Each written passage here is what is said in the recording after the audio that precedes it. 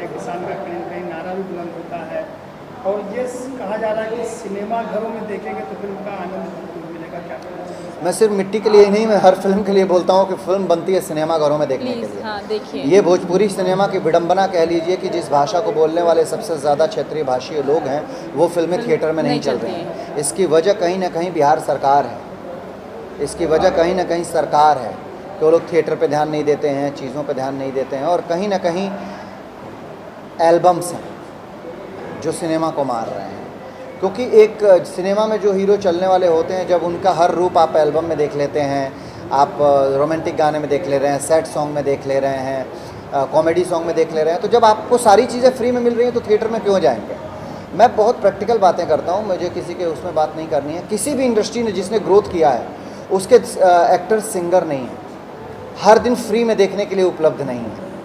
आज बॉलीवुड की बहुत सारी फिल्में हैं जो मजबूर हो गए हैं, लोग थिएटर में नहीं पहुंच पा रही हैं, जो कि बन के पड़ी हैं, तो OTT प्लेटफॉर्म्स पे रिलीज़ हो रही है। हॉटस्टार पे है, ZEE5 पे है, अमेज़ॉन प्राइम पे है, नेटफ्लिक्स पे, तो वहाँ पे भी पैसे लगा करके वो लोग उस स्टार को देख रहे हैं। अगर थिएटर में नहीं देख रहे हैं तो अक्षय कुमार को देखने के लिए आप हॉटस्टार पे देख रहे हैं, अजय देवगन को हॉटस्टार पे देख रहे हैं, नेटफ्लिक्स पे देख रहे हैं, वहाँ पे भी आपके पैसे लग रहे हैं। लेकिन हमारी इंडस्ट्री के स्टार्स फ्री में उपलब्ध हैं, और जब फ्री में उपलब्ध रहेगा तो उसमें उन लोगों को थिएटर में लोग क्यों देखते हैं।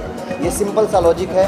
अगर सिनेमा का विकास चाहते हैं तो सबको इस बारे में सोचना ही पड़ेगा। मिट्टी के लिए क्या कहना? मिट्टी जब भी थिएटर में आए, मैं दर्शकों से कहूँगा कि आप लोग ज़रूर देखें। उसमें भी रक्षा जी एक अलग रूप में हैं। हाँ। वो भी चैलेंजिंग रोल था मेरे लिए। बहुत चैलेंजिंग रोल था। मैं उसमें वो नहीं करूँगा, निगेटिव रोल किया इन्होंने, और इतना फाड़ू निगेटिव रोल किया है कि आप लोग याद करेंगे कि मतलब इतनी स्वीट दिखने वाली, इतनी क्यूट दिखने वाली, इतनी हंसमुख दिखने वाली लड़की ऐसे निगेटिव कैसे हो सकती है।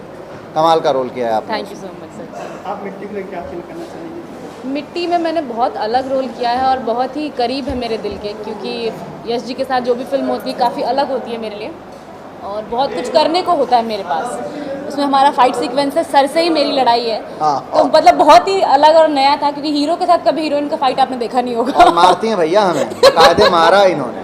नहीं एक्चुअली देखिए ये क्या होता है, जब मैं कहानी लिखता हूँ ना, तो मैं जब भी कहानी लिखा हूँ मेरी सोच ये है कि जितना हीरो अगर एक छत है तो हीरोइन, विलेन, उसके कैरेक्टर ये पिलर है। अगर ये पिलर्स मजबूत नहीं रहेंगे तो आपका छत नहीं टिकेगा। यही वजह है कि मेरी फिल्में कहीं ना कहीं वर्कआउट करती हैं।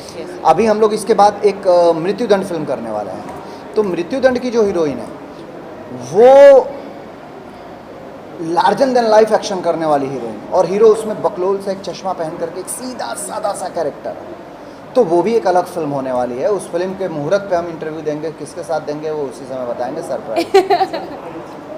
तो चलते चलते दर्शकों से मिट्टी को लेके यही कहेंगे कि भैया जब मिट्टी से थिएटर में आए तो उसे देखिए प्लीज, क्योंकि मिट्टी है तो आप हैं, मिट्टी है तो हम हैं, मिट्टी ही है धरती, मिट्टी ही है सबके लिए इम्पोर्टेंट है।